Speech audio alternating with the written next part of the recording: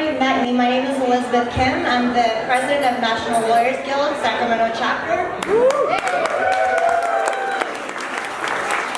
And if you don't know what a National Lawyers Guild does, we're here to protect your First Amendment rights. So if you ever want to protest, lead a march, hold a rally, say fuck ICE, fuck the police, fuck Trump, however you want to express yourselves, we want to make sure that you're not a victim of police brutality. So that's what we're here for.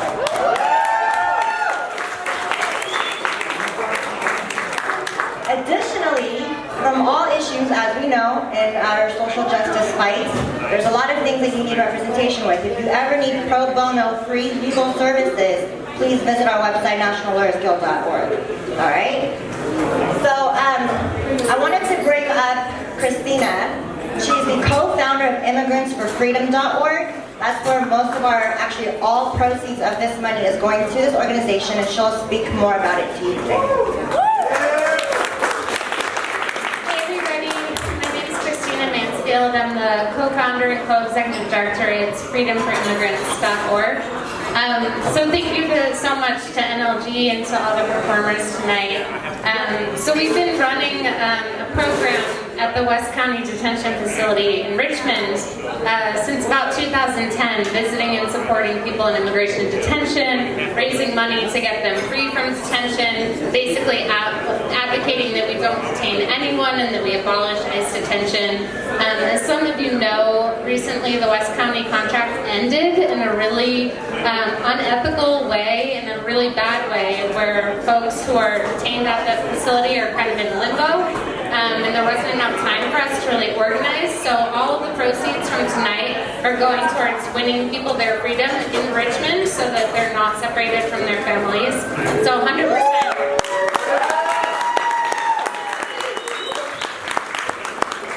So I just wanted to say a couple things about bond in general. So I don't know if everyone here knows what immigration bond is, or I'm assuming most people know what immigration detention is, right? But basically this detention system did not exist 30 years ago. We did not detain people 30 years ago, period.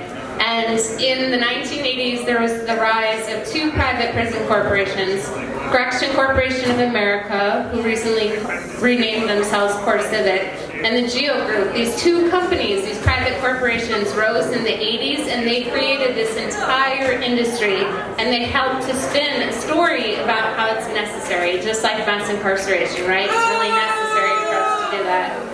So, immigration bond is an amount of money that thousands of people across the country who are detained, they have a monetary amount that if they paid that amount, they could be free, and if they can't pay that amount, they're not free, and they can't get out of detention for years and years. So I just want to say, like, very quick things about this. So, you know, I just said that immigration detention is relatively new, right? It didn't happen over the 1980s. But the history of this racist bondage bullshit is a history that is, you know, just so long in the history of this country. And bond itself, this idea, so bond is an amount of money that you pay the government, and basically that money is saying, like, this person is going to come back and they're going to complete their court proceedings and they're not going to become a public charge. So the whole detention system rests on this assumption that people, A, aren't going to show up to court, and B, they're going to become a public charge, and they're going to feed off of our resources and not contribute enough, blah, blah, blah. So that's what this whole bond system, those are some of the assumptions that it's resting upon. So we know that those assumptions are false, and we know that when people are given immigration bonds, that they get out of detention, they're reunited with their families, they're supporting their families, and they want more than anything to be here. And so we have a unique opportunity now. Like, we have our hands tied behind our back in this administration, but bond is one of the few things that we have left, very concrete. We pay the money, people are released, and then we provide case management services and support for those people and make sure that they have everything that they need to be successful in their immigration cases. And through this whole bond fund, we can prove that immigration detention is entirely unnecessary. We can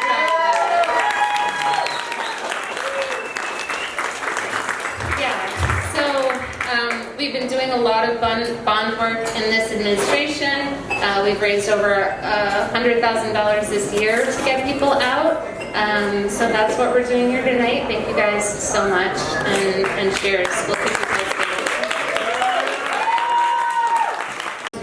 Enough money raised to get the detainees out, because as she said, it's the only way that we can help them out at this point. For the past several months, we've tried to raise money in many different ways. It's very difficult to even find where the detainees have been transferred. It's not even up to the sheriff's department anymore. ICE has complete discretion and choice on timing, where they get sent off, and there's no justification whatsoever. So the families are going crazy, literally not knowing where their family, their loved ones are being transported to.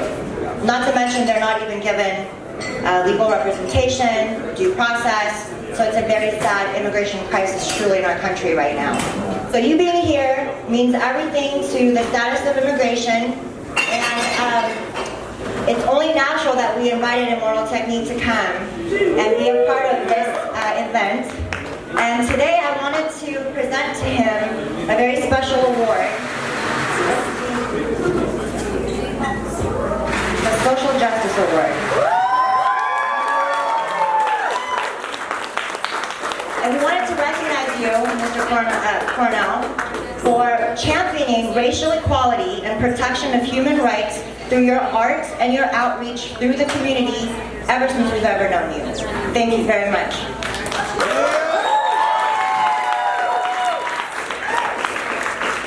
For him, needs no introduction. Immortal Technique.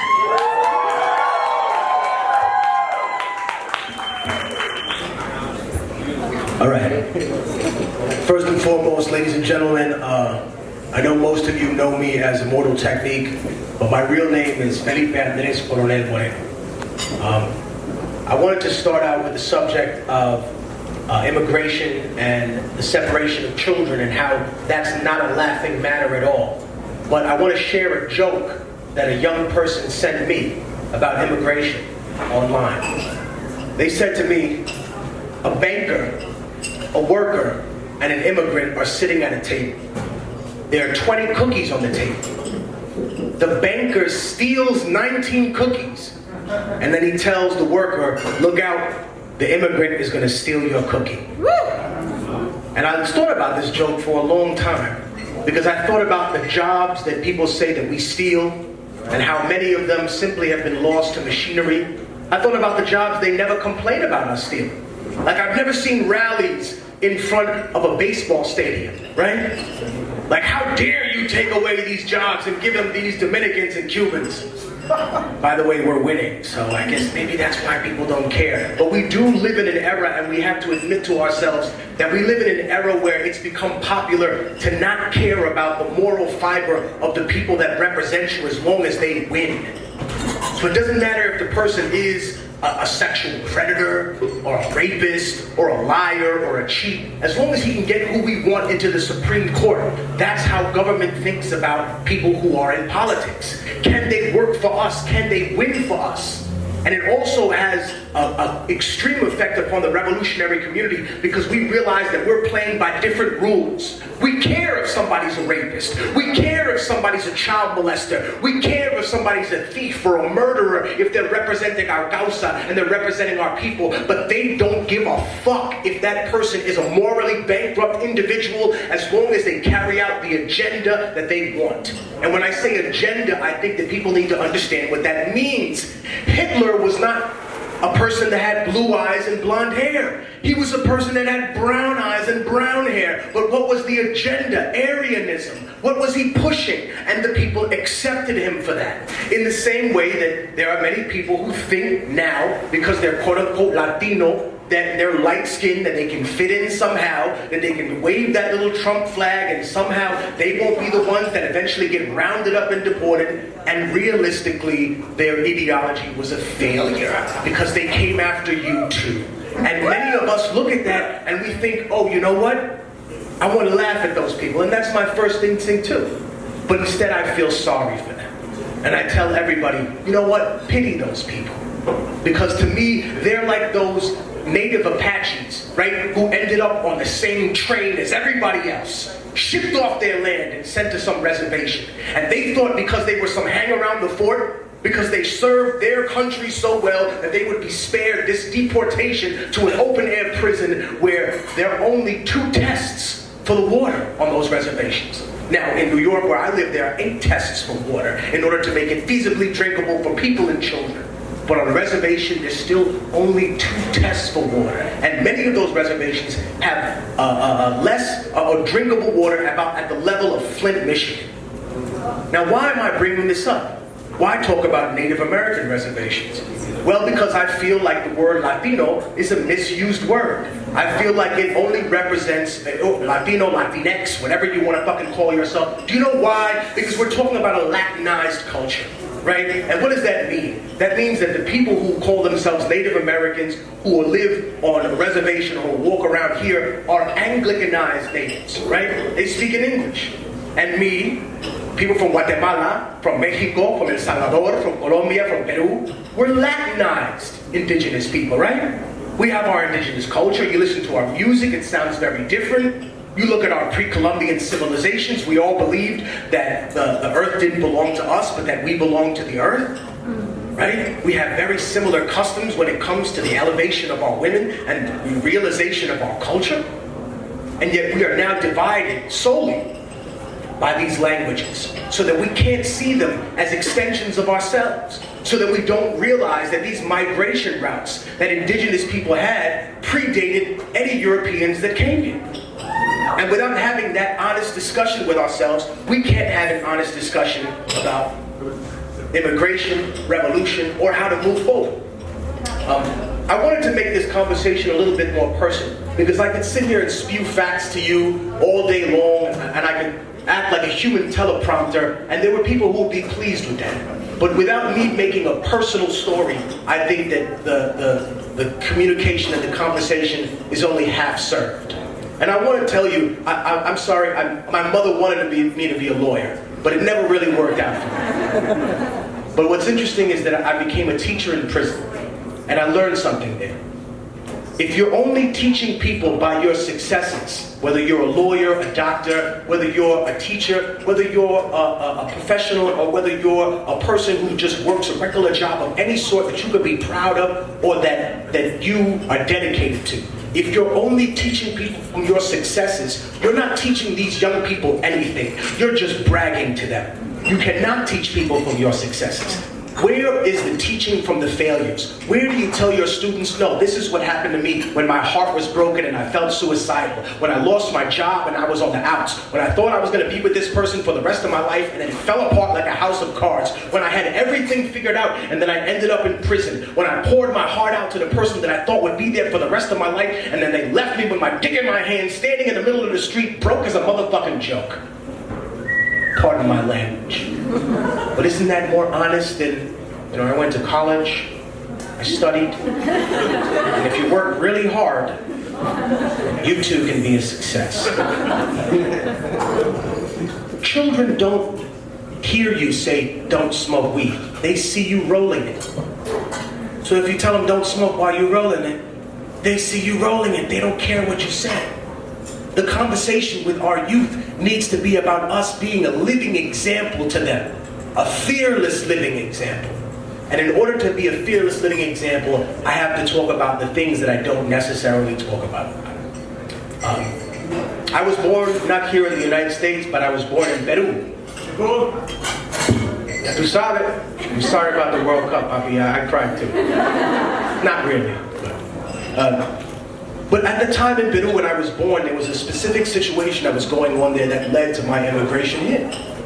I was born in a time in which Maoist guerrillas were fighting with a CIA-backed paramilitary, right? In a time in which there was 2,000% inflation.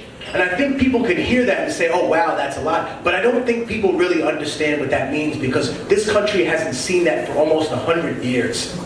The point where, imagine you go into the store, doesn't matter if you're white, black, brown, whatever orientation, however you identify yourself, that they don't give a fuck about. It's just the fact that that $100 does not equal $100 no more. It just equals $10. And then one day you go in there and the $100 equals $1.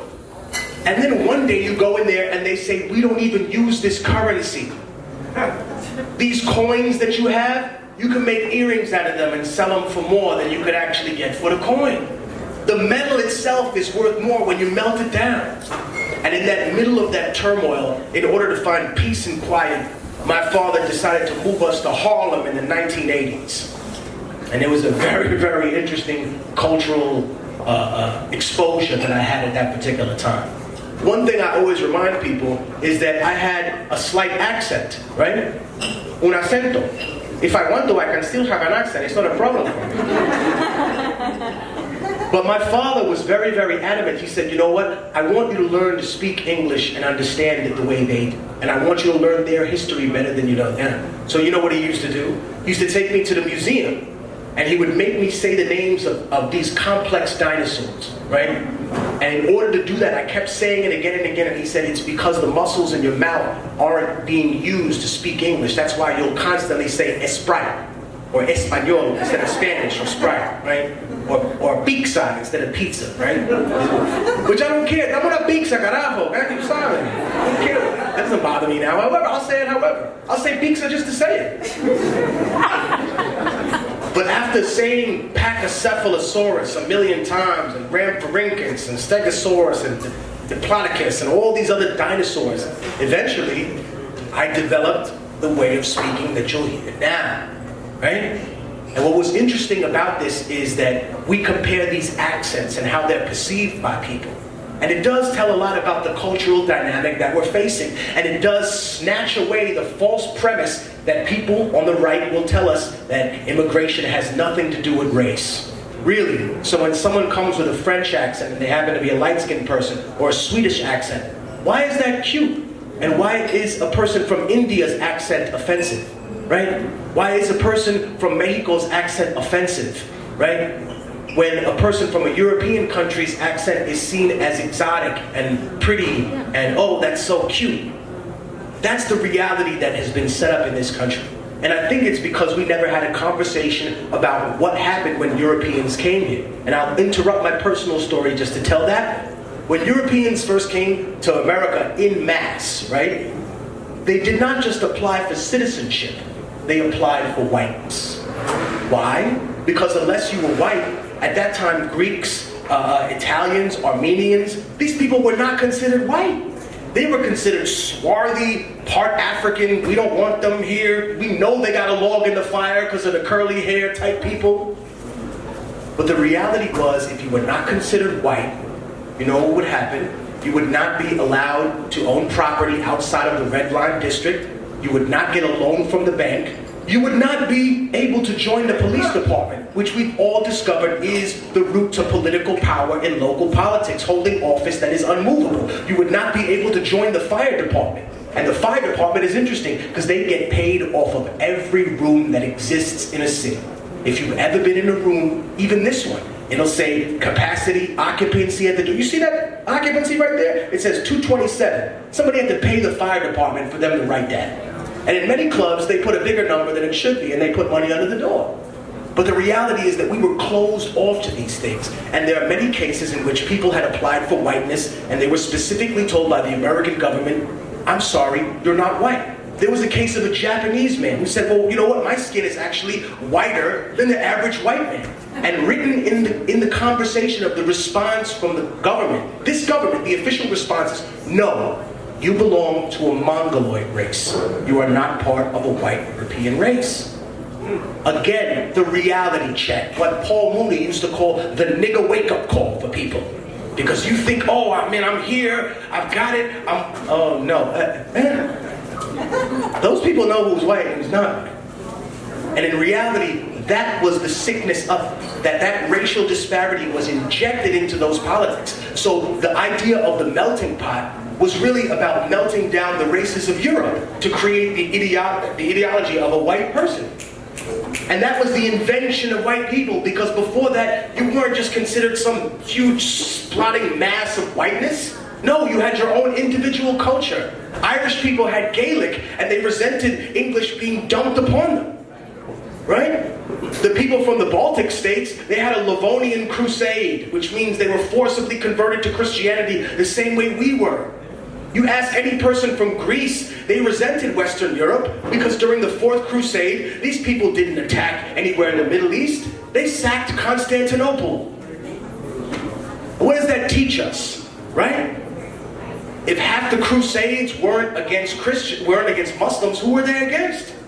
Other denominations of Christianity. Why am I bringing up all this history and relating it back to where we are today? Because without a proper history lesson, I don't think that we can have a conversation about anything having to do with immigration. And I think that it benefits people when they don't have to have the historical context involved in anything.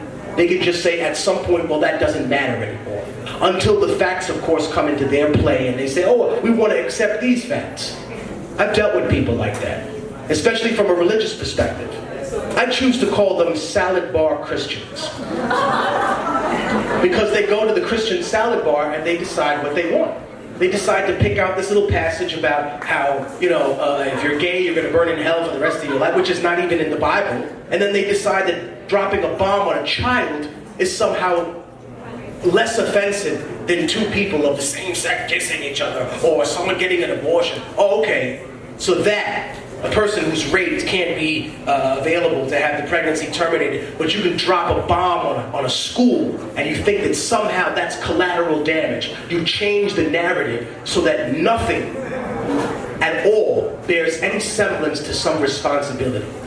And when I talk about responsibility, it's important because we've all given up some of our freedom for that responsibility that this quote-unquote government is supposed to show us.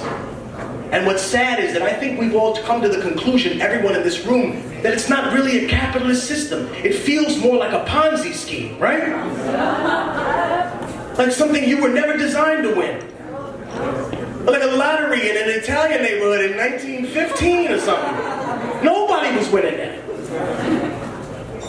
I think something else that has to be discussed is that as a young person, I can remember getting arrested a lot. And I was in trouble, and that's no secret to none of my fans. You know that I went to prison, you know that I got locked up. But what's not really in the story is the idea that every time I got arrested, I was constantly threatened by NYPD with deportation. And I never took it seriously, because I always thought that there are 5 steps before deportation. There are 3 JD cards, and then you have to be sent to Rikers or someone else for you to be considered for deportation. And I thought to myself, well, man, I'm 16, I don't have no papers, I'll do whatever I want to do. But as the arrest records started piling up more and more, I started to think to myself, wow, this is a possibility. However, I still had some kind of lifeline, some kind of life net, that I had other members of my family that were citizens, right? So I still never experienced the harshness the way other people. However, I got to see that in my family, especially when my own cousin was deported recently. And I want to tell you his story without telling you his name, because it's very important, and I think it pertains exactly to what's going on with these children. My cousin was born on the spectrum, right? So at some point, we thought that we would come together as a family and that everything would work out and that we would have him with us. And believe me, I don't talk a lot about my personal family, so I'm trying to be as focused and not take it to heart in front of you. But it hurts to talk about this. It hurts me in a place that I don't talk about with most people. He was on the spectrum, and when he was incarcerated and put in this facility, he was thrown into solitary confinement for 5 months. He was strip searched constantly. Every time he spoke back, he said that they would routinely physically assault me. Now, being a person that has actually been incarcerated, going to prison, I can tell you about my first day in prison, when they were dividing the men and the women, right? They said the women are intake here and the men are here. And I always remember an old white lady gave a CO a fucking attitude and spit at him. And the CO cracked her in the head with a stick. And when she hit the floor, they took these 2 lightning rods and they started peeling her. And I always remember they dragged her in front of the men's cell, and they looked at me, and he looked at me and the dude next to me, and he goes, if we'll do this to a white bitch, imagine what we'll do to one of you niggas when you get out of line. So if this is going on in a prison, what goes on in a place where they feel people aren't even people, and they have no human rights? Now my cousin, he got fed up with this place. He said it was driving him even more crazy. He said, I can't control it. I don't even like that word crazy, but just the system itself implied that, right? Hardly any human communication. And when he was finally released and I saw him back in Peru, he started breaking down. He started imagining that there were voices there. We took him to a mental hospital, and we found out that he was developed bipolar psychosis, and he started hearing voices in his head. He started hearing people telling him to kill himself, that he would be better off without him. And I started asking him, I said, yo, what did these people tell you when you were there? What did they say to you? And he said that they told him that he should kill himself instead of taking up the resources of the people that live here. And I said, well, how is that not a direct correlation to how he feels about himself now? And then the question then becomes, if they're doing this to a 20, 21-year-old kid, and he can barely stand up to that, right? What happens when that kind of abuse is poured on to a 3, 4-year-old child? What happens when a 10-year-old child hears that? How do they process that? I understand that we have a group of lawyers here, and we need that army. But we also are going to need an army of healthcare professionals to deal with these children when they get out. Now, in about a week, I'm going to go to the border with a group called the Border Angels. You can follow them. They're on my Instagram, and they do work like water drops, and they work with the shelters that people are kept behind. And I'm going to visit the shelter where people are waiting to be reunited with their children. And what we're going to do is we're raising funds so that we can afford to hire workers, either social workers, mental health professionals, to deal with the trauma of reuniting these children. You see, I went to prison, but I come from a special species of people in prison. People that never got robbed, never got raped, never got slashed, because we like to fight and we knew how to fight. But you know what? Even though I have conversations with people that said, oh, you know, that same thing, I made it out intact, as we call it, but we didn't really come out unscathed. We were humiliated. Even the big diesel niggas, they don't like to talk and use that word humiliated, but when someone says, strip the fuck down naked, turn around and spread your ass cheeks and get on the ground, and a man is screaming for you to do that, you feel like you're being violated. Right? You feel like someone's trying to rape you. You feel like someone's taking away a piece of your manhood. And even though all these other things that are so stereotypical about prison never happened to you, every time you went and got a visit, that's what happened to you. For those of you who have people, friends, family that are locked up, remember, if you go visit them, they pay a price for you visiting them, right? And that's that strip search that they are the ones that are totally at the disposal to decide how far it goes. How invasive do we want to be? This guy gave me a fucked up attitude. I think he bowled something. Put something up his ass and find out if he has something there. What are you gonna do? Fight all the COs because you're such a big fucking tough guy? Oh, you down south, you're a big tough Sureño? Oh, up north, you're a big tough Norteño? They don't give a fuck about that. Nothing. Because you're not tough in there. I hear people say all the time, oh, the inmates run the prisons. How come they eat shit food, huh? How come they pay $7 a minute to talk to their families? You want to feel tough? I know that. I get that. I wanted to feel tough too. But it's hard to admit that you're a fucking slave. It hurts to admit that you have no control and no power. Just like it hurts us to see those kids in cages because we think to ourselves, man, we have no control, no power, until we realize for a moment that we have all the power. Amen. We have all the resources among us. We have all the ability, all the wherewithal to make it happen. Is it going to be easy? No. It requires sacrifice. It requires pain. But I think when we speak about ICE and their detention facilities, I think it's important to measure something out.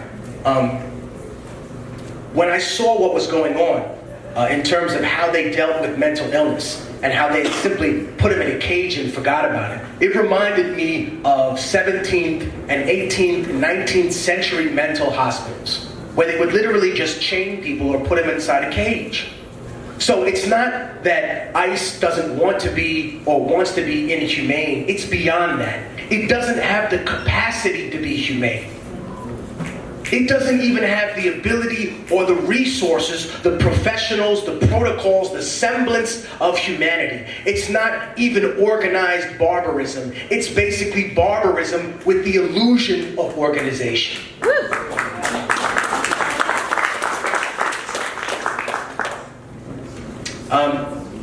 I think that when we bring all of this together as a group of people, I think one of the best things that we can do is network with one another, right?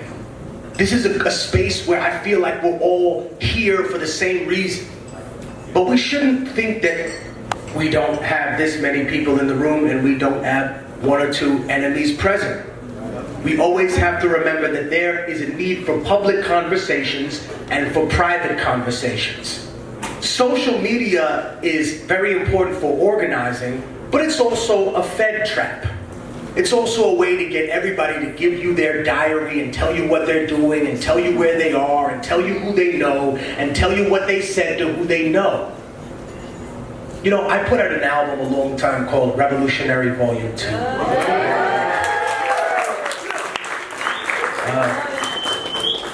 Produced mostly by my brother Southpaw, who's in the building somewhere. Where's that brother at? But what was interesting is that I was called a conspiracy theorist because I made 3 specific claims on the record. One of them was that the Iraq War was based on lies. Oh my God, I turned out to be so wrong about that back in 2003. Then I claimed that the government was tapping your emails and your phones. I said that. And people said, technique, that's ridiculous. You conspiracy theorist. How could you say these things?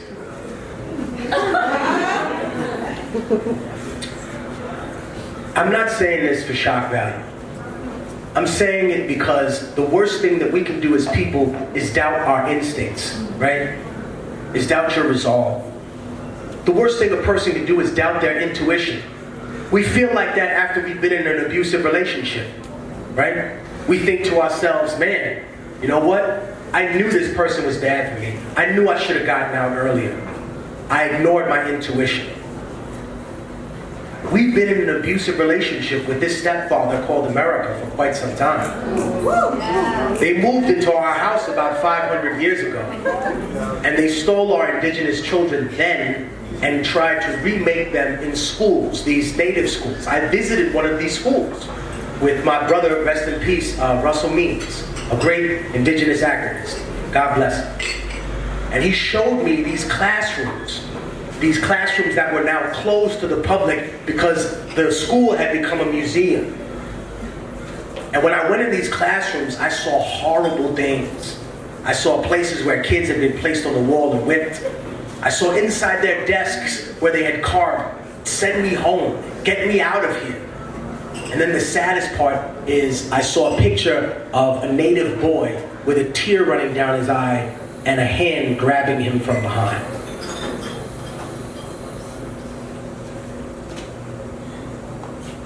I think that when we talk about the horrors that are going on in this country, we have to say, we can't say that's not who we are. We have to say that's not who we strive to be, but that's what this country has been. Because the truth of the matter is that when we say things like, oh, we're all immigrants, no, we're not all immigrants. Some people were here for thousands of years. Some people did not choose to come here. And on top of that, we're lied on about what happened when they got here. And I want to touch on that very, very importantly. Because I think that there are a lot of false narratives that are built to create distance between the black and brown community so that we don't have more of these conversations, right? When I hear things like, oh, you black people sold yourselves into slavery. Oh, listen, brother, I come from Harlem, which means I had to do my P's and Q's on this. So I learned that in the early 15th century, 16th century, the European kings decided to create a break to the factional disputes so they could exploit the slave trade in West Africa. They also decided that every king of West Africa who was not down with the slave trade could then be replaced and put with a person that would engage in the slave trade. So what are we saying? We're saying that when a king was not down with this particular movement, because they realized that chattel slavery on this side of the world was different than the indentured servitude that Africans practiced amongst each other. And this is just fact. It's that was no longer acceptable and that king needed to be removed. So don't oversimplify the struggles of people. Also, when we talk about the people that need to be deported, they're not here, we ask ourselves, and I've had war in Afghanistan, we're protecting the poppy fields of people that support the invasion and burning the heroin fields of people that support the Taliban. Also, that heroin that comes from our allies is good enough for a nigga to shoot at his arm here, but the Taliban heroin isn't good enough too? When I see stuff like that, it leads me to understand that hypocrisy is not just a tool, but it's an ideology of what we've been dealing with here, right? We project, or rather this country projects on others what it thinks is going to happen. And this happens with our allies as well. So we hear things from Israel like, oh, these Palestinians want to push us into the sea. The people of Gaza can't even keep the lights on. They're being given substandard water. There's electricity for 4 hours a day. If anybody's getting pushed into the ocean, it's them. But in order to project these things, you have to make it seem like someone else is the violent aggressor. Oh, these people, they're all rapists. Excuse me, but the whole Latinx, whatever the fuck you want to call yourself, we exist because we are the children of rape. Do you understand that? Latino people in general are a product of rape. Because we're black, we're indigenous, we have European ancestry, but we've never really dealt with that idea, right? We've never really dealt with the idea that our women were property to them, that they were used for that specific purpose. That when you read these old books, and when I talk about old books, I don't mean from like 1910, no. When you read old books from like 1820, I'm a collector, an avid collector of ancient books for something, right? You read stories about these so-called settlers or frontiersmen, and they met indigenous women that had filled their vagina with sand. And I wondered, what did this practice come from? And they said that made it harder for them to get raped because they expected to be raped passing through any area. They've always felt a sense of entitlement to our bodies. And we have to understand that everything that the United States has ever done has been tested on indigenous people first. Before the Middle Passage, right? They began testing the system of indentured servitude to slavery on indigenous people. But of course, the biological warfare that they implemented took hold and killed millions. So that project no longer became feasible. For people that will say, oh, well, that's just sickness. Don't be naive, right? The Crusades had already happened. They used to take bodies that were already rotten and catapult them into Jerusalem when they first invaded, the Crusaders first invaded, because they wanted this disease to spread. No one was ignorant about what biological warfare was. They just didn't call it that specifically. But that doesn't mean that that wasn't the primary weapon of choice. Being from Peru, I learned history backwards. I learned that 150 Spaniards overthrew an empire of 100 million people. And then when I read real history, and I said, well, wait a minute. The Incas were an empire, right? And they had lots and lots of people that were part of the empire. And there were people on the fringes of the empire that felt intimidated that they would be made to be part of the empire. So what did Pizarro and his allies do? They went to those people first, and they said, well, aren't you tired of being ruled by the Incas? The same gambit that Cortez played with the Aztecs. Aren't you tired of being ruled by the Aztecs all the time? Wouldn't you want to rather be free? However, of course, this was a pipe dream. And now when we come here to America, we hear the same thing. Would you like to come here? Would you like to be free? Well, why can't I be free in my own country? What happened to my country? what happened to the intervention of this country? Because lately we've been hearing a lot about people meddling in elections. And as an individual that comes from South America, I can tell you that the United States talking about another country meddling in its election, as much as we want to be critical of President Putin and everything going on, and 45 and that charlatan himself, we have to admit, this country has overseen the toppling of democratically elected regimes for the better part of 2 centuries. Even its allies, even allies that helped it exist, like Haiti, right? The United States wouldn't exist without Haiti. Latin America as we know it wouldn't exist without the Haitian Revolution.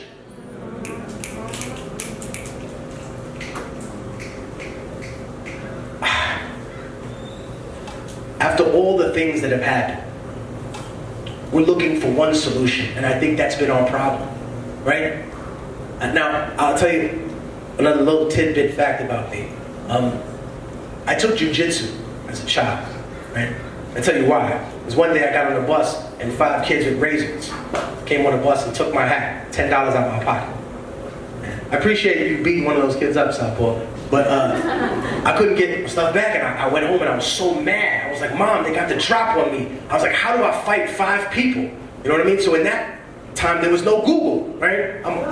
Listen, I'm 40 years old, okay? When I was born, the TV had 13 channels. It went off at 1 a.m. and it came back on at 5:30, all right? People wrote real letters to one another, all right? So I looked at an encyclopedia. I was like, karate, jiu-jitsu, this sounds amazing. This is like ninjutsu, but you know, you grapple, you throw people, you break arms.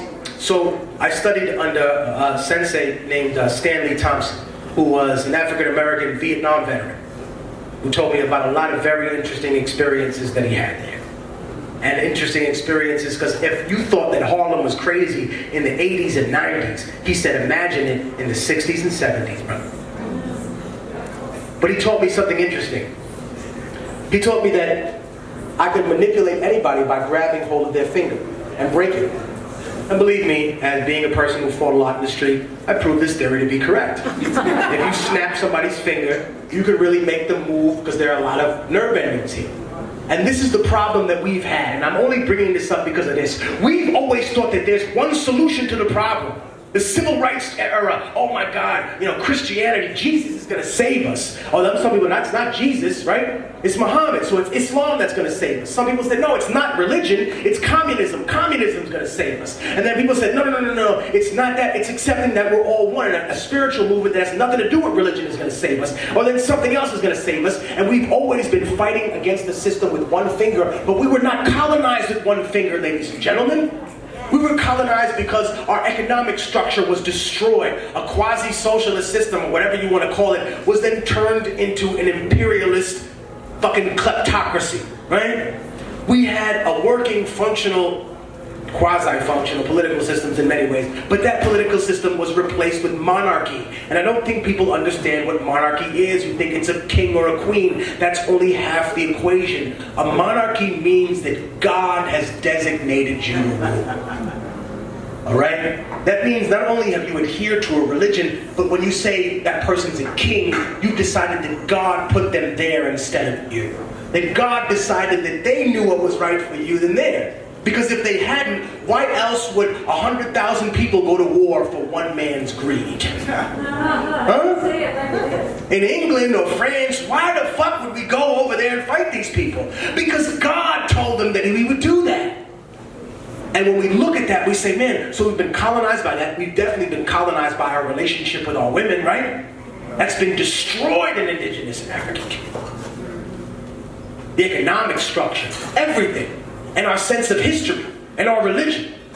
So if all of these things have taken hold on us, and we're constantly trying to fight them with one thing, ladies and gentlemen, why do you think that we're being shown mercy? Why do you think that we're always snapped back? Why do you think that we're always betrayed? Why do you think there's always a sellout? Why do you think there's always a snitch? Because we keep thinking one thing is going to be the solution. Because we're not working in conjunction with one another. Because there are not enough lawyers talking to doctors, talking to teachers, talking to other healthcare professionals, talking to other people that can help them, talking to venue owners that can be a safe space that we can have this, reaching out to people from different communities to say, I know that we have some things apart, but I know that there are some things that we have alike. Yes. And that's why I think this is important here. I want us to have not just a conversation with me, but after this, a conversation with each other. Turn to the person next to you after I shut the fuck up and say, hey, how you doing? I'm so-and-so. What do you do? I work in a bookstore. Great. Let's use that. Let's do something with that, right? Or I'm a lawyer. Oh, wait a minute. How can I contribute to this cause? But when I say today, listen, the person leads by example. So we're donating funds today. I came here. I'm the one that's supposed to get paid to be coming places. And yet I want to make this donation of my own personal money, right? So I encourage other people to make donations of personal money so that we can afford to do this, right? We're going to have a hat later on and we'll pass it the fuck around. So that whatever people have at the door, there's another $200, right? So if you have $10, $5, we can donate it so that we work on these cases. I also think that it's important that we realize that artists don't always have the answers, right? A lot of times we've made them the de facto leaders of a movement, when in reality, sometimes they're just brought there because they're famous and they don't understand the actual things that they're talking about. Now this happens at a lot of panels that I've been on. They bring somebody famous who's had a few hits that gets up on there and embarrasses themselves because they really don't know what the fuck they're talking about. It's not their fault. It's the organizer's fault. You should bring someone there who, forget celebrity, understands what they're talking about, because 10 to 15 dedicated people are more important than 1,000 people that are going to do nothing. Right? I would tell you, I'd rather run with a pack of 20 wolves than a herd of 200 sheep. And do you know why? Because there ain't no wolves in the circus, motherfucker.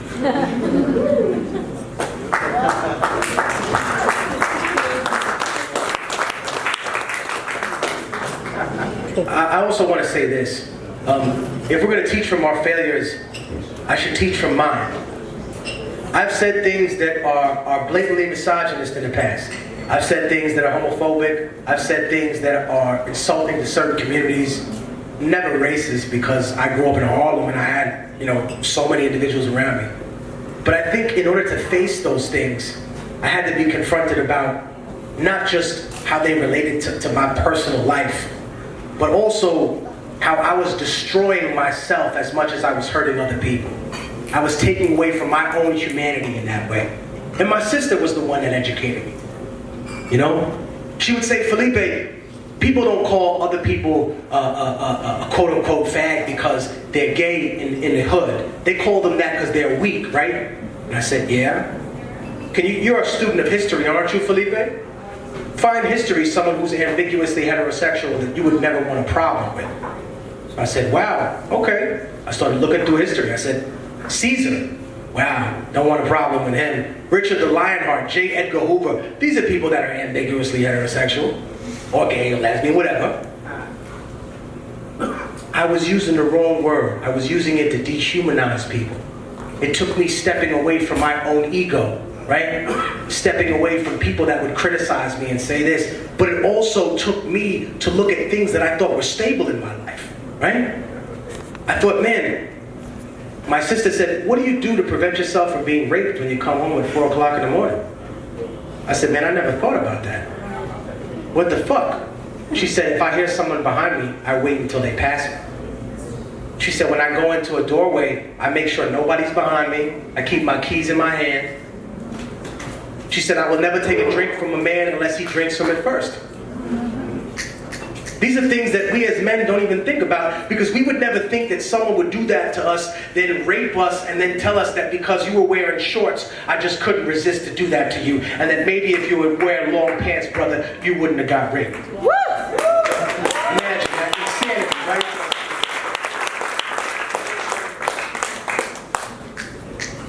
I'm not saying you need to change overnight. I'm saying that every stage of your life requires a different, better version of you, right? It requires you to step up. It requires you to make sacrifices. Because that's the only way we're gonna do this. That's the only way we can succeed. You know, I think that for me, especially being incarcerated, I learned that it wasn't a rite of passage. It didn't make me tough. It made me a slave. And when I talked about it in my music, I said, it's not my right to brag about it.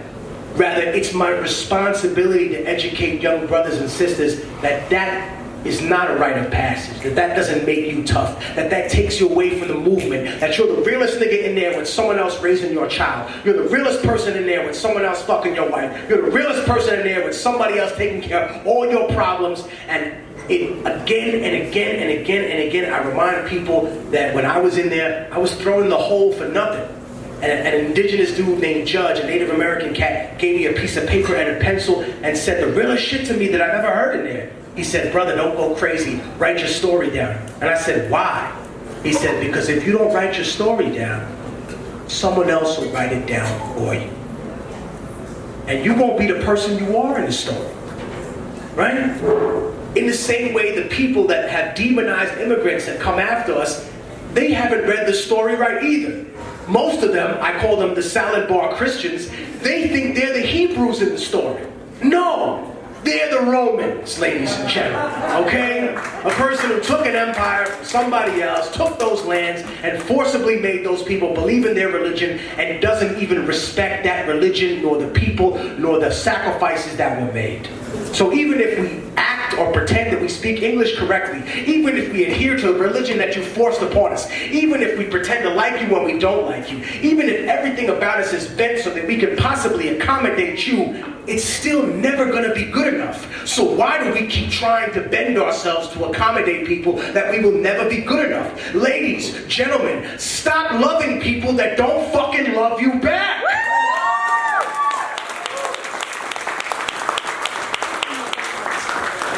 Also, I'm going to close by saying this. There's a lot of people that have been talking about the November, the midterms. It's all going to come back with the election. Ladies and gentlemen, we vote every day when we spend money on anything that we fucking do. And I feel like if it hasn't been done already, someone, maybe a competent lawyer here, some people who are research professionals, can create a website that we can go to that lists all these companies, their subsidiaries and parents that are benefiting from the detention of those children in there, and we will boycott every single one of those. Not only that, but we will support the competitive brand as long as they agree to humanize those people.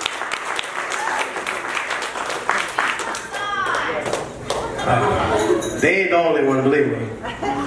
But I think that it's important that we begin that conversation. I want to say thank you very much for inviting me here. I don't know if you want to hear me rap. I mean,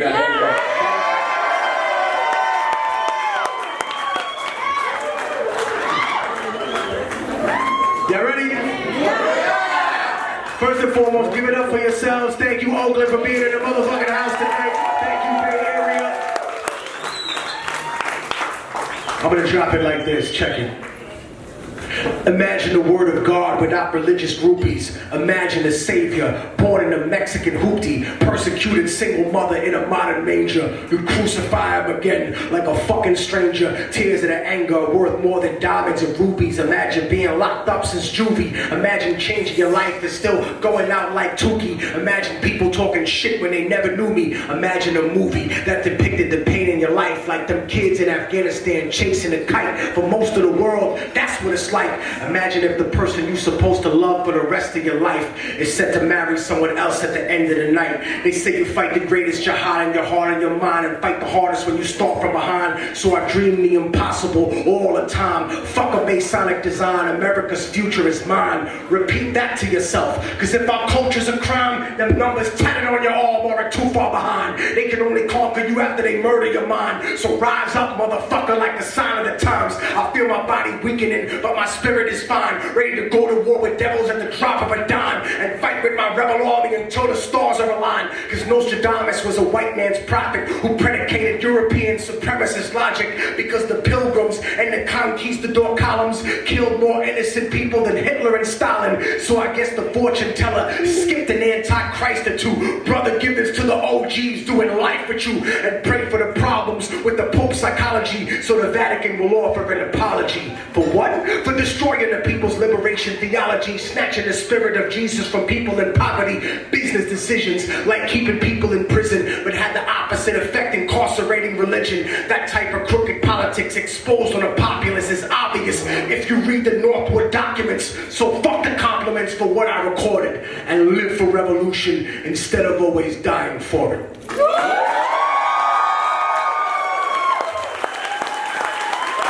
I'll do one more, and then I know there's a lot of people that would like to take a picture or talk or whatever, but I'll just be mingling in the crowd afterwards after I get off, and then we're going to keep having more music and keep having more stuff here. And I want to give a special appreciation applause to the venue for having us here. Thank you very much. Tip the bartenders, tip the bartenders. I want to thank Liz and the National Lawyers Guild. Thank you very much, and everybody, all the lawyers who came here. I used to hate lawyers. And it's so funny because I told people when I was a kid I was surrounded by criminals and thieves, right? And these people were matones, loco, carajo, cualquier cosa. And now I'm surrounded by like lawyers and accountants, and some of them are bigger criminals than anybody that I ever know running around Harlem with. But I'm glad that we got the good guys in the house tonight. I'm glad that we got the type of people who are willing to put their careers, their livelihood, you know, their sleep. These motherfuckers be having sleep for dinner sometimes. I understand what that is. You know, I had a cousin in law school. Thank you very much for what you guys do. God bless you guys. I'm gonna go out with this last one. Shout out to my brother Poison Pen in the building, Mr. Char, legendary beat junkie crew. This is about the words that people misuse. So it goes like this. When I say autistic, I don't mean retarded, but a genius light in a world of darkness. But regardless, the world is heartless. Cell phone targets for bombardments. I'm out of shits I used to give. So close to death, I see the lives I used to live. My future kids, I leave them with this tutelage. When I say hip-hop, I don't mean the music. I mean the culture, not the vultures. They're an ulcer. Fucking devils smell like sulfur. Fearless when I spit the flow. Talk with my hands like Cicero. And it won't be funny like Piscopo, cause romance and death is miserable. Someone gotta die, make the shit to go. I'm hungry and invincible. One nation indivisible. Betrayed by individuals. Descending to the criminals that pretended to be biblical and hide behind residuals. So I'm critical of those bankrupt in their spiritual. Double time, double tap, pop the Nina. Collapse your lungs like emphysema. I'll light one up with your subpoena. Cause I glow like fish from Fukushima. I sing like Christians in the arena, fed to the lions and hyenas, massacred like Indonesia, gone are the days of Iwo Jima. Cause the surge wasn't just troops that we sent to Iraq, it was the surge in money we paid rebels not to shoot back. That's not victory, but it's history, and liberty's slope is slippery. More miscarriages and delivery, genocide grows like old hickories, the green leaves are made of bigotry. So the Fed Reserve ain't shit to me, it's symmetry to tyranny with freedom as its imagery. So I'm firing artillery at every possibility. When my moment comes, fuck sympathy. You just keep fighting with dignity. I love you, motherfuckers.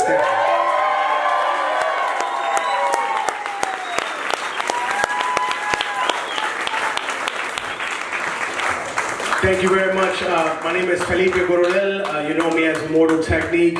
We'll be doing the Oakland barbecue tomorrow. I'll be back in August along with Gina Madrid, with Chino Excel, and all the other homies. So thank you so much. Well, anyway, thank you very much. Please support the cause. And I'll just be walking through the crowd right here. Just don't be afraid to say hello. You know what I mean? Just don't put the flash in my eye. Thank you very much. God bless.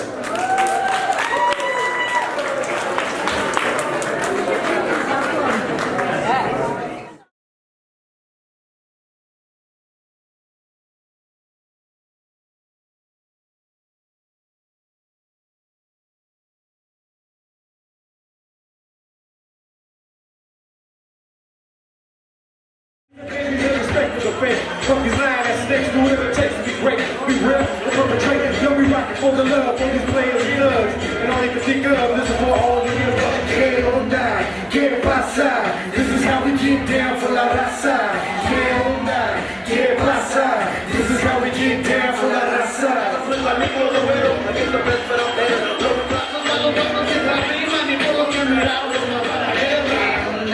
¿Qué pasa? This is how we get down for la raza. We the voice of the people. To many we are heroes, even if you like a circle from the sky. Es el hocico, my nose is convertida. No se mueren, multiplica, quiero diga, es que bellos yo in you have no idea. What I want everybody to do is sing this shit hella loud, so they can hear you out there, alright? Ready? 1, 2, 3, let's go. Que onda, que pasa? This is how we get down for la raza. Que onda, que pasa? This is how we get down for la raza. Que onda, que pasa? This is how we get down for la raza. Que onda, que pasa? This is how we get down for la raza. Thank you everybody for coming out. We really appreciate it. Thank you for having us. We are the different efforts.